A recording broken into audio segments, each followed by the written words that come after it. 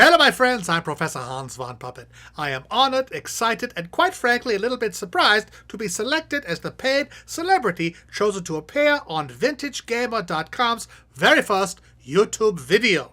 As you no doubt already know, VintageGamer.com was founded in 1999 and was becoming quite popular even in the early 2000s. After a horrible mistake by a certain domain registrar, who shall remain nameless, the site was lost, and Nintendo fanboys everywhere were very, very sad.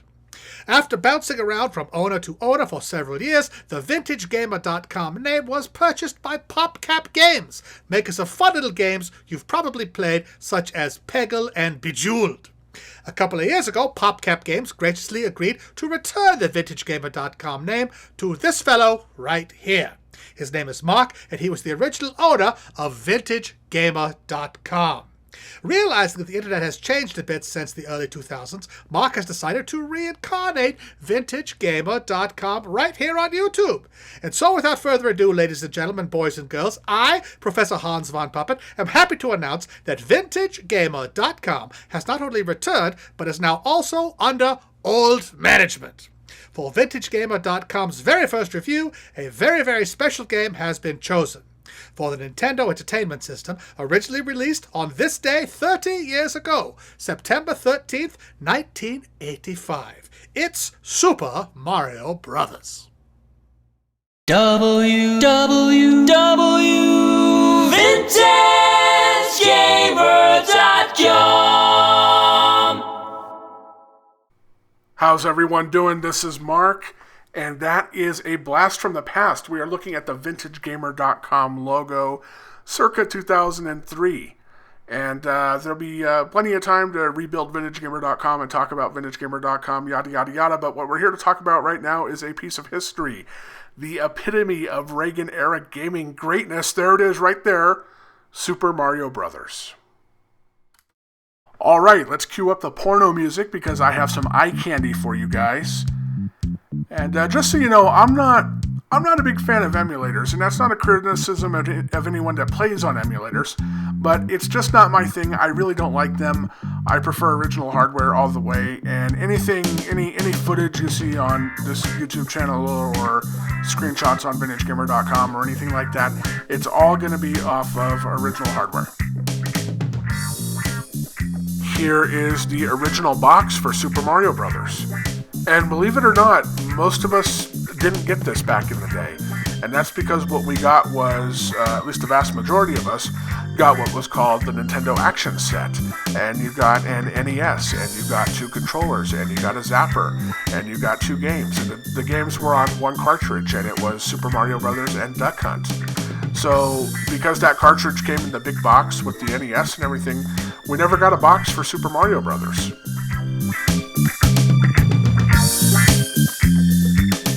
These standalone cartridges with just Super Mario Brothers on it, they're not rare, but it's not what we typically saw back in the day. Most of us had the Mario Duck Hunt combo.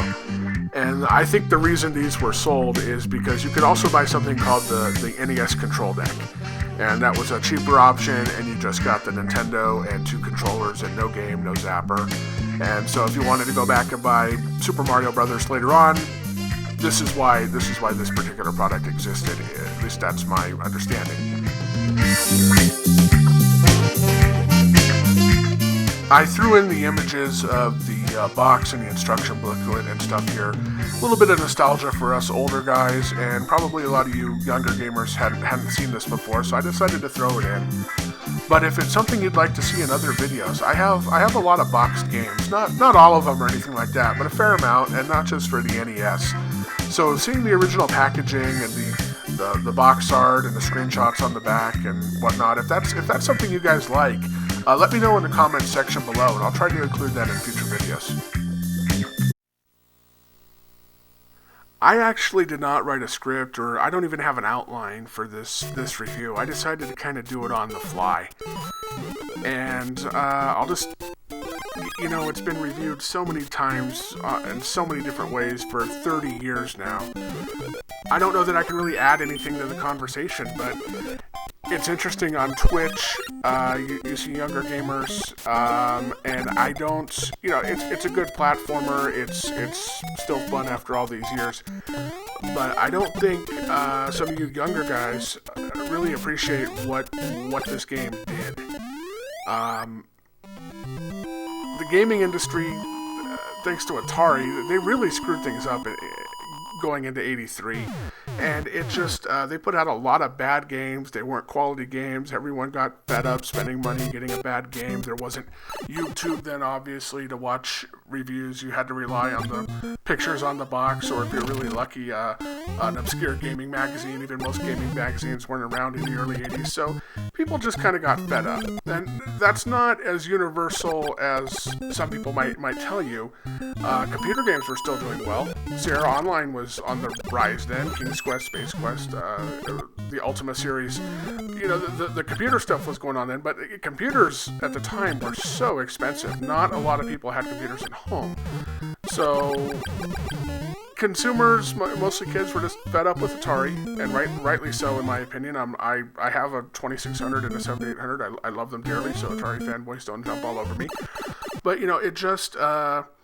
they really wreck things. And this game, I mean, you go down pipes, you jump, you can shoot fireballs, and there's this guy in the clouds throwing crap at you, and there's a princess that needs saving. I mean, it wasn't the first platformer, but it was certainly the first good platformer.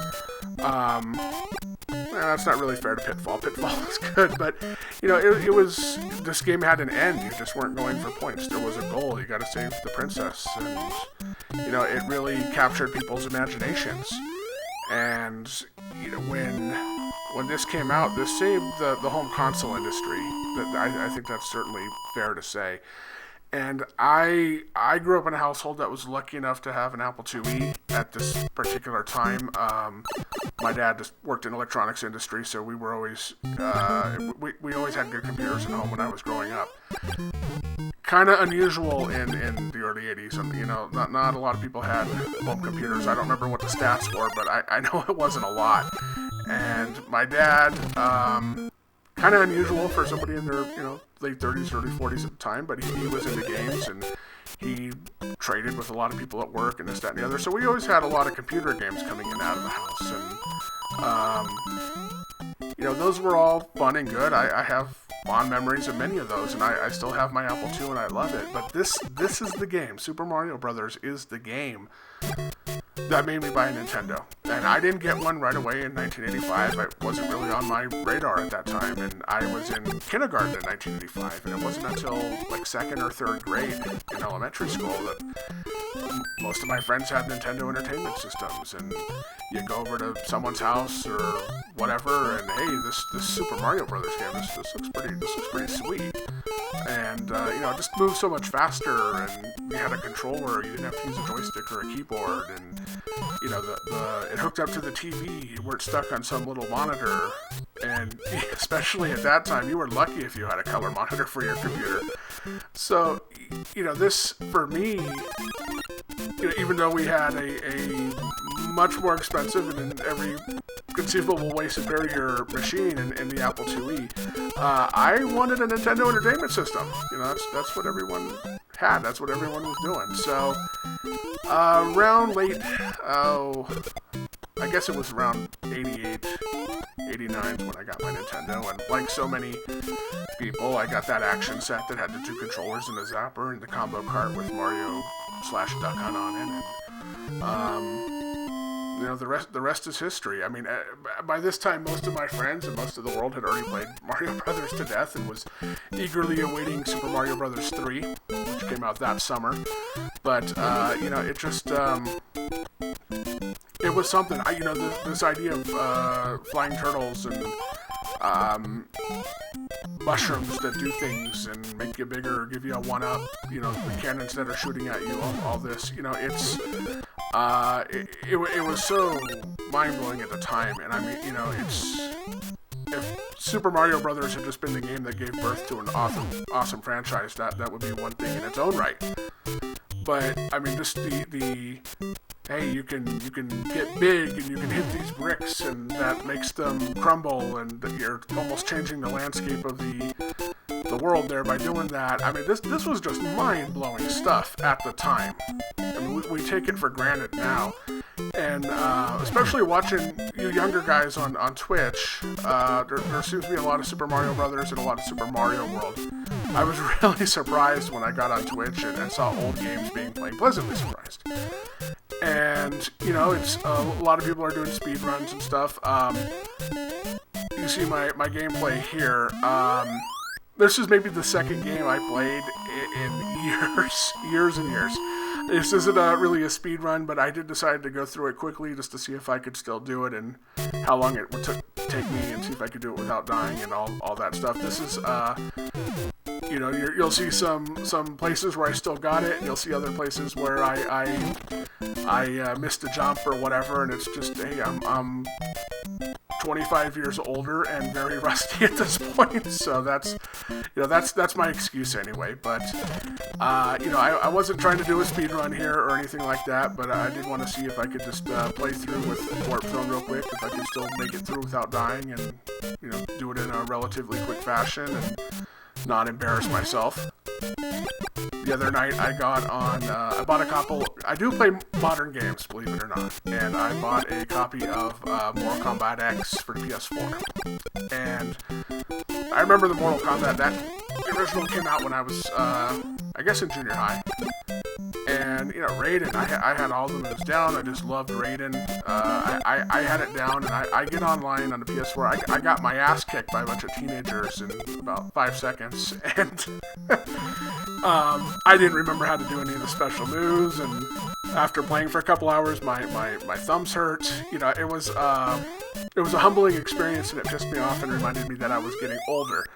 So it was cool to plug in the old Nintendo today and play some Super Mario Brothers just to remind myself, hey, I can still, you know, I do have my strong points, I guess. So as we go into level 8-4 here, this is the last level in the game, and this wasn't the level that when I was playing through the game the first time. This wasn't the level that gave me all the trouble.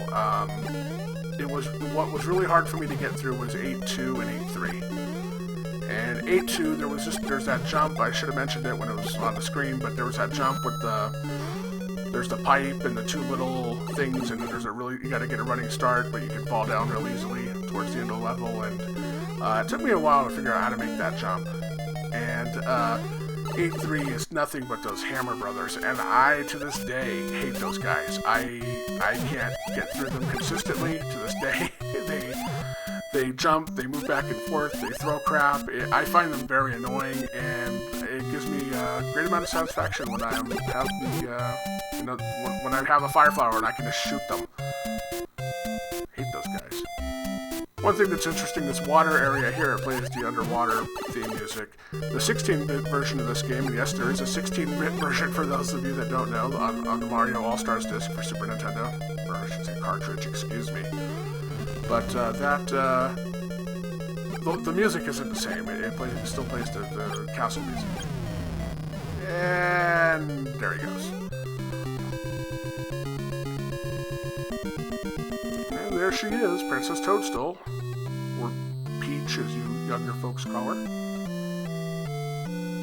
And it was a lot of fun playing this game again, and you know, it's just fun doing a video for VintageGamer.com. I never thought I would revisit Vintage Gamer, and here we are years and years later. Very, very cool. Going forward, there's not a definite blueprint or plan for VintageGamer.com. If you go to the URL right now, it just redirects to the YouTube channel. But I will get something up. And the plan is to put the loose plan, I guess, is to put a new video up here, probably once or twice a week. Old stuff, new stuff. Mostly old, Nintendo, Sega, Apple II. That's going to be the focus. But there will be some PS4 stuff and maybe some PC stuff too. Sit, Dick, sit. Good cat.